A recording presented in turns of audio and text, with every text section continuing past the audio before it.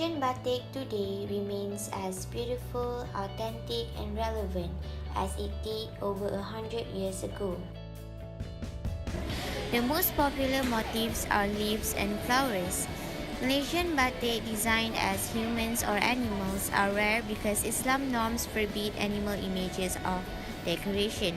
However, the butterfly theme is a common exception. The Malaysian batik is also famous for its geometrical designs such as spirals. The method of Malaysian batik making is also quite different from those Indonesian Javanese batik. The pattern is larger and simpler.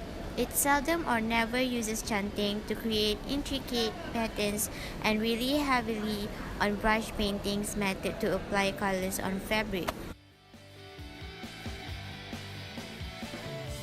Batik was mentioned in the 17th century Malay annals. The legend goes when Laksamana Hang Nadim was ordered by Sultan Mahmud to sail to India to get 140 pieces of serasa cloth, which means batik, with 40 types of flowers depicted on each.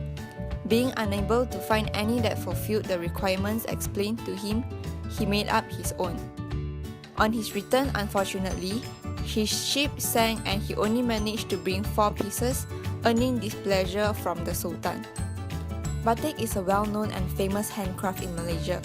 It uses creativity to translate the lives around human onto a piece of cloth. The discoveries of new batik making methods traditionally have begun since 15th century. In the early period, Malay communities have used potatoes and other indigenous equipment such as block to design the batik paintings. Nowadays, modern technologies have been used everywhere for massive batik production.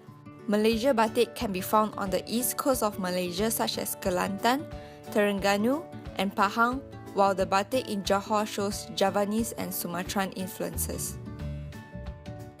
At Jadi Batik, though the designs have been contemporarized, you can still experience the authenticity of batik making, which has been handed down from generation to generation.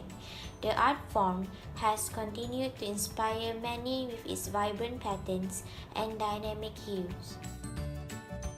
Encik Wan Jafnan, who works under the batik industry for 8 years, have shared his knowledge and experience to us, and now, thanks to him, we have a better understanding to batik. Batik ni dia ada kainnya tersendiri lah. Dia tak ada boleh pakai kain yang macam-macam kain, tak boleh.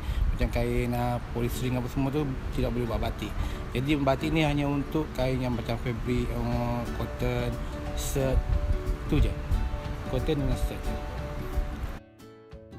Chanting is a pen-like tool used to apply liquid hot wax in the batik making process.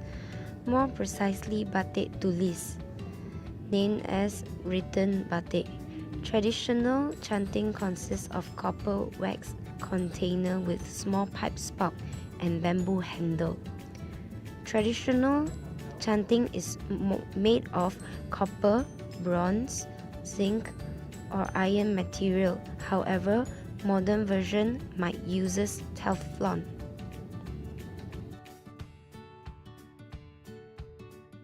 The types of chanting consist of nyamplong, a rounded liquid wax container made from copper. Second one is cucuk, a small copper pipe or spout that connects to nyamplong container. It is where the liquid wax comes out to be applied to the cloth. The third one is gagang, chanting holder, usually made from bamboo or wood. The size of chanting may be varied according to the desired dot size or line thickness to be applied upon the cloth. The batik craftsperson used chanting in similar fashion as drawing using pen.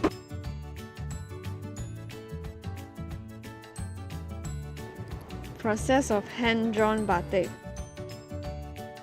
First, they melt the wax and resin in a bowl, and they fill the chanting with wax and resin. After that, they draw a wax on a white fabric. The fabric can be cotton or silk.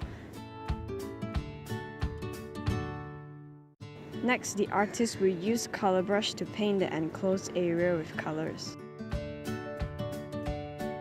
When the color is dry completely, They apply a layer of sodium silicate on the fabric and leave it at least for 4 hours so it will not fade easily. Lastly, they put some soda in the water and boil the fabric in few minutes for dewaxing and hang the fabric for drying. A piece of batik is created. Batik crafts is used in a lot of countries in Asia, like Malaysia, India, and Indonesia, for example. And the way to differentiate the countries' batiks are through their motifs. So, for example, our Malaysia batik, they have a lot of floral and very organic kind of motifs. Also, our bunga raya, which is the hibiscus, is very iconic. So those are used in the batik. For the Malaysians and the Indonesians, we are known for our tropical climate country. So their influences come a lot from the forests of our Malaysian country. The Indonesians and the Malaysian batik can be differentiated by the techniques and the art style on how they do the batik.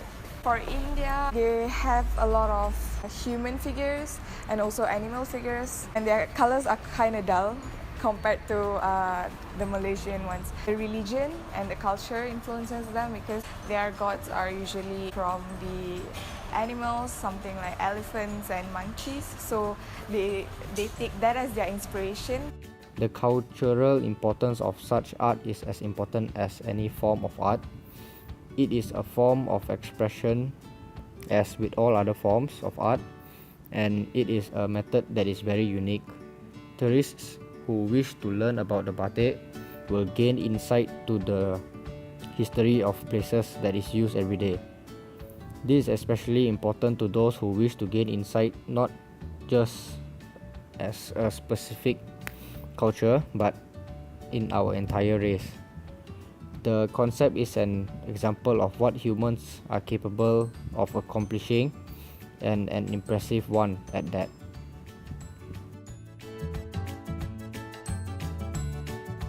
Batik places like this usually provides classes for visitors to experience the artistic journey of batik making.